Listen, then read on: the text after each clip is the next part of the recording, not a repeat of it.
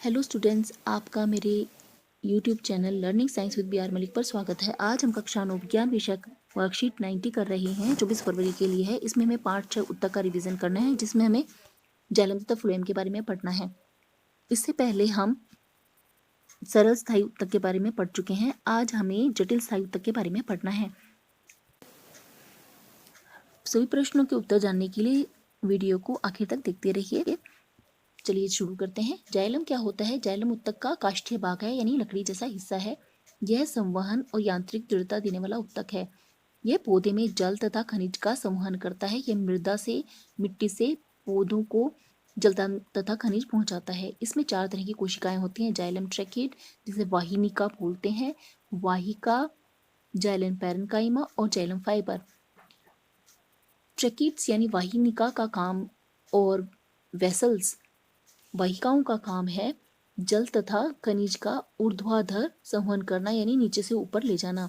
Xylem fibre sclerenchyma से बने होते हैं। स्क्लेरेन्काइमा ऐसी कोशिकाएं होती हैं जो मृत होती हैं, पौधे को दृढ़ता प्रदान करती हैं। जाइलम पैरेन्काइमा इस उत्तक को भोजन देता है और संवहन में मदद करता है।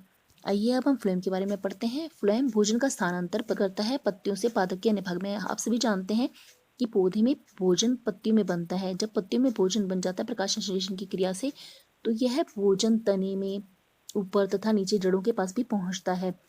यह फ्लोएम के द्वारा जाता है। फ्लोएम किस प्रकार की कोशिकाओं से बना होता है? यह 4 प्रकार की कोशिकाओं से बना होता है। चालिनी नलिका, साथी कोशिकाएं, फ्लोएम पैरेन्काइमा और फ्लोएम रेशे।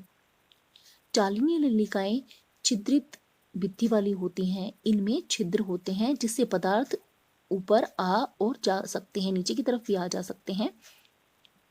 प्रत्येक चालिनी नलिका के साथ साथी कोशिकाएं होती हैं। ये जीवित कोशिकाएं होती हैं जिनमें केंद्रक कोशिकांग होते हैं। ये इसका केंद्रक है। फ्लोएम रेशों को छोड़कर फ्लोएम की सभी कोशिकाएं जीवित होती हैं।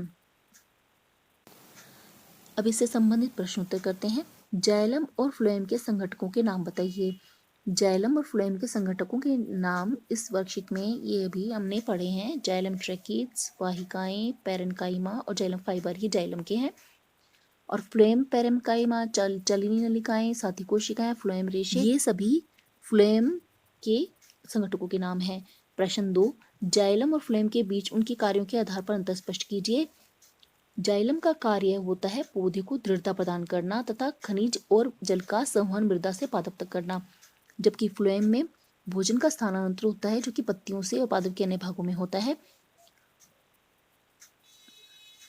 पानी का स्थानांतरण सिर्फ ऊर्ध्वाधर होता है, यानी पौधे में नीचे से ऊपर तक होता है, जबकि फ्लोएम में यह स्थानांतरण दोनों तरफ दिशाओं में होता है, पत्तियों से ऊपर की तरफ भी और पत्तियों से नीचे की तरफ भी।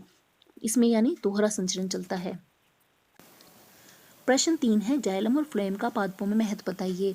जाइलम के बिना पौधा भोजन नहीं बना पाएगा क्योंकि इसे जल नहीं मिल पाएगा। फ्लोएम के बिना पौधे में बना हुआ भोजन विभिन्न भागों में नहीं पहुंच पाएगा तथा वह वृद्धि नहीं कर पाएगा।